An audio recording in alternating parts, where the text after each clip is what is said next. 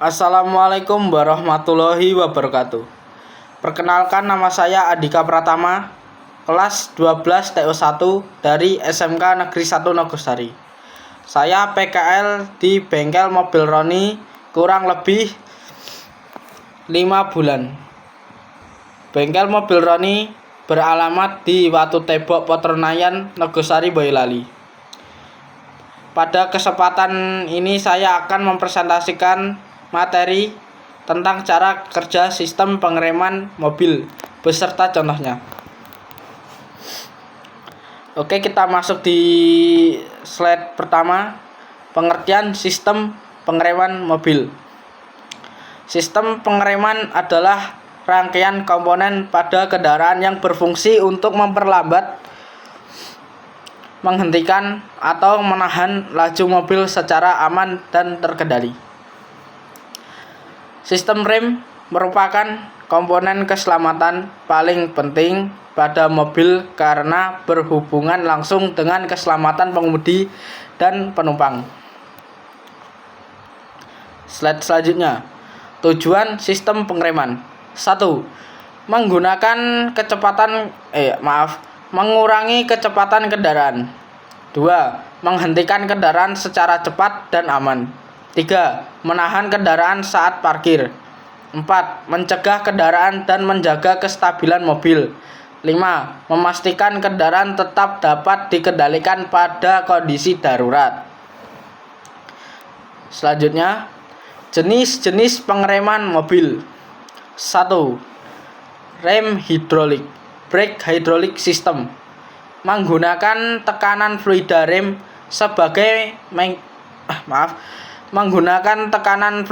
sebagai media pengantar tenaga. 2. Rem mekanis, biasanya digunakan pada rem tangan atau rem parkir. 3. Rem cakram, disc brake, umumnya di roda depan atau semua roda pada mobil modern. 4. Rem tromol, drum brake, banyak dipakai di roda belakang. 5.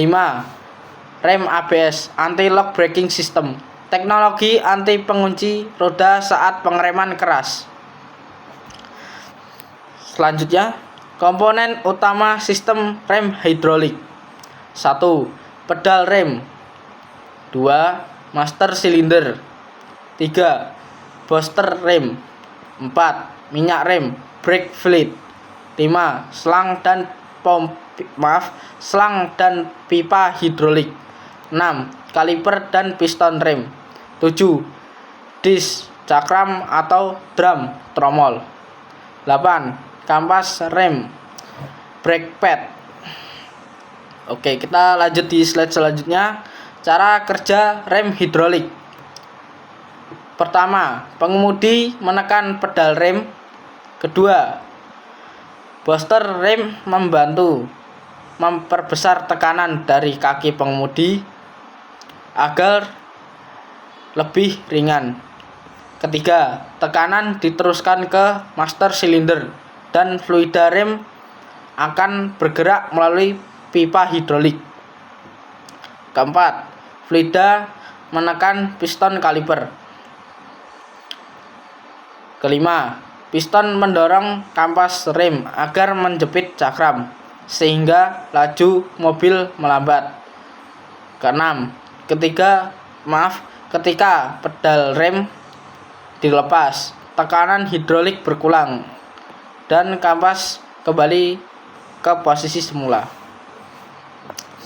Selanjutnya, cara kerja rem cakram disc brake. 1. Pedal ditekan, tekanan hidrolik naik. 2. Kaliper menerima tekanan dan menggerakkan piston. 3. Piston mendorong kampas rem ke cakram. 4. Terjadi gesekan antara kampas dan cakram. 5. Gesekan menghasilkan perlambatan dan penghentian roda.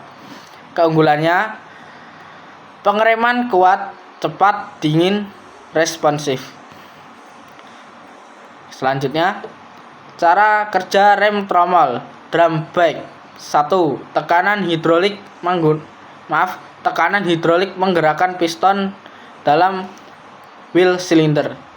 2. Piston mendorong sepatu rem ke arah dinding tromol. 3. Gesekan antara sepatu rem dan tromol menghentikan roda. Keunggulannya, tahan lama, cocok untuk rem parkir. Oke, selanjutnya. Cara kerja sistem ABS, Anti-Lock Braking System. Sensor kecepatan roda membaca putaran roda. 2. Jika roda terdeteksi akan mengunci, unit ABS mengatur tekanan rem. 3. Rem dilepas dan diberikan kembali secara cepat. 4. Mobil tetap dapat dikendalikan walaupun rem diinjak kuat. Manfaatnya, mencegah roda terkunci, meningkatkan stabilitas saat pengereman darurat, mencegah kehilangan kontrol.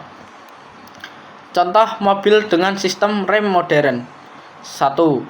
Toyota Avanza menggunakan rem cakram depan, tromol belakang, dan ABS. 2. Honda Brio full hidrolik, cakram depan, tromol belakang, ABS, dan EBD. 3. Mitsubishi Xpander sistem cakram depan, tromol belakang, ABS plus brake assist. 4. Toyota Fortuner rem cakram di semua roda, ABS, brake assist, dan VSC. 5. Suzuki R3 rem hidrolik dengan ABS, EBD. Selanjutnya, faktor mempengaruhi kinerja rem. 1. Kondisi kampas rem harus tidak aus. 2. Kualitas minyak rem harus diganti rutin. 3. Kondisi cakram atau tromol. 4. Sistem ABS bekerja normal. 5. Tidak ada kebocoran pada pipa hidrolik. 6. Booster rem berfungsi baik. Oke, kita lanjut di slide selanjutnya. Perawatan sistem rem. 1. Cek kampas rem setiap 10.000 sampai 20.000 km. 2. Cek dan ganti minyak rem tiap 40.000 km. 40.000 km. 3. Bersihkan cakram dan tromol. 4. Periksa kebocoran hidrolik. 5. Pastikan rem tangan bekerja normal. 6. Lakukan building untuk mengeluarkan udara dari sistem. Oke, begitu presentasi dari saya. Mohon maaf bila ada salah kata. Dan jika mau tanya silahkan di kolom komentar tentang cara kerja sistem pengereman mobil. Semoga materi ini dapat menambah pengetahuan kita mengenai sistem keselamatan pada kendaraan. Terima kasih. Wassalamualaikum warahmatullahi wabarakatuh.